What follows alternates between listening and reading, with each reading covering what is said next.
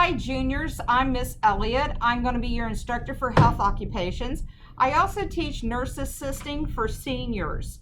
The three instructors, we wanted to go over a few things with you before your first day of class, which will be Wednesday, August 26th.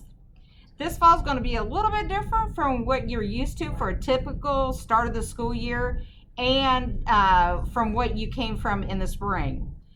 This is not an emergency reaction, but we have a proactive plan in place. We wanted to let you know that grades and attendance will be counted, whether you're working remotely online or whether you're in lab. We do not know what tomorrow will bring, but we do know that today we have a plan in place and hopefully everything will run smoothly.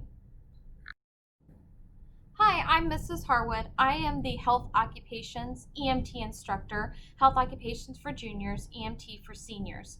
I wanted to quickly go over your student schedule. So the first 3 days you are here on campus. On Wednesday, August 26th, which is your first day on campus, you will be in lab all day. So that means you will report to lab as soon as you get here on campus, and we'll show you here in a few minutes how that works. Thursday will be online or remote access for you for academics, and I'll show you that schedule here in a few minutes. On Friday, you will be in lab again all day. That schedule will be for the first week only. The following week, you will be in lab Mondays and Tuesdays all day.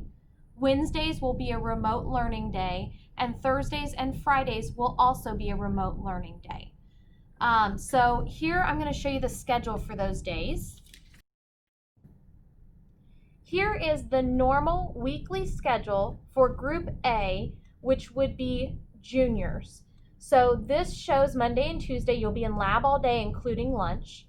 Wednesday is online learning, so you will have online lab activities and then an intervention, which is like a study hall and academic time.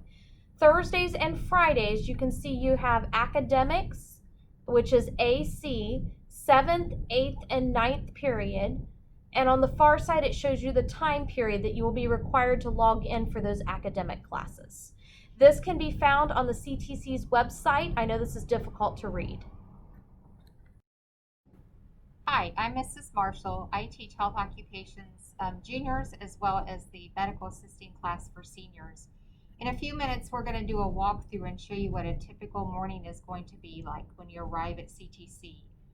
You will enter the building by designated areas, that of which should be emailed or mailed to you, but if not, we'll go over those later as well. And then we'll show you step by step what's going to happen upon your arrival. All right, so you see Mrs. Harwood, our student for the day, arriving to school, and she is coming in completely dressed in uniform, which we'll talk about in just a few minutes. She arrives at the door that's designated. Notice this particular one is E5. Each of you will have a separate number, but again, those will be communicated to you. So it's like the back doors.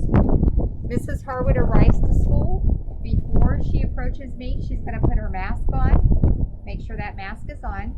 She's only bringing what she absolutely needs because there will be no lockers at this time.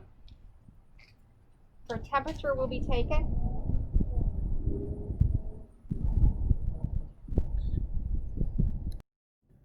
All right, the next thing Mrs. Harwood's going to do is bring her books.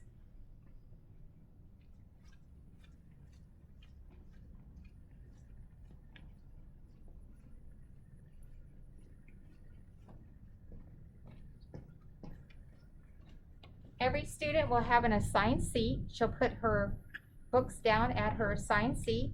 She'll come back to the sanitization station and she will sanitize her hands. Every student will sign in every day on a clipboard that will be located at a central location. And then phones will be placed in what we call the shoe or the phone caddy. In each lab, there will be a hydration station, which means that you are permitted to bring a clear water bottle to class. It'll be located in one location, and you'll be permitted to go there to get drinks as necessary. All right, this is what you should look like every single day from top to the bottom, okay? So we're gonna start with the hair. The hair needs to be completely secured. It's not completely secured. Sorry, gotta start all over. It's falling out. Big time.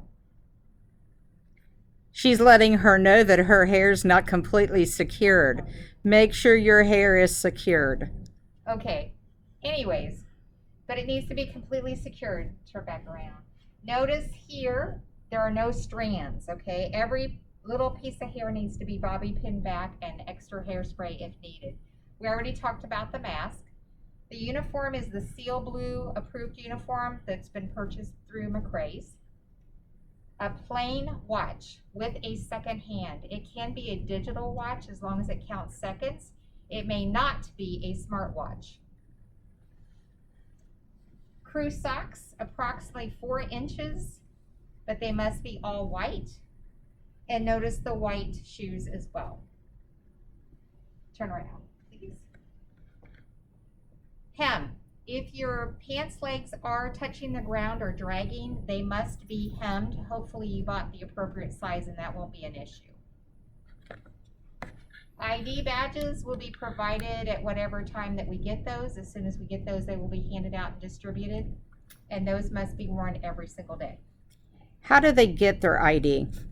Their ID is a process online. You submit a picture and they should be delivered to labs. Undershirt. You want to talk about that? Undershirts. If you are wearing any type of underclothing, it needs to be white in color. Not off-white, not beige, but a plain white. It can be short sleeve or it can be long sleeve, but it needs to be like a t-shirt material, not the long john material. It should not hang down below the actual scrub top. So if it hangs down below there, you can actually tuck it in. You may wear long sleeves for warmth, but again, they must be white in color. It does get chilly in some of the labs, so sometimes it's better that you wear that article of clothing and you can remove it later. You also purchased a lab jacket. You can wear those in lab as well for warmth. If you wear underclothing on the bottom half, you cannot wear jeans or pajama pants or fleece pants. You can wear long johns or leggings for warmth on the bottom half. Jewelry. You should not have on any jewelry in lab with the exception of a watch. So no earrings, no facial piercings, no rings, necklaces or bracelets, anything that's visual. If I can see it, you should not have it on. That includes clear studs for piercings. It is an infection control issue, and right now with COVID, obviously that's an even bigger issue. Reminder, you should wear your mask at all times. It needs to be school appropriate, but it is not a required mask that you have to wear. You have to wear a mask, but it does not have to be anything specific. We welcome you to CTC and we look forward to seeing you on your first day, August 26th. One more additional note, whether or not you're aware of it, breakfast and lunch will be eaten in your lab area. Fees for those should be paid online as much as possible. If you do pay in cash, unfortunately, there will be no change provided. I believe that additional amount that you pay will be added to your school fees or your school account here for future reference. But you need to pay your fees as online as much as possible. I would highly recommend that you watch the videos on the Restart Reset page on the CTC page. There's about 8 other videos available with lots and lots and lots and lots of important information. So please watch those. We look forward to seeing you on Wednesday, August 26th. Again, we have one last thing.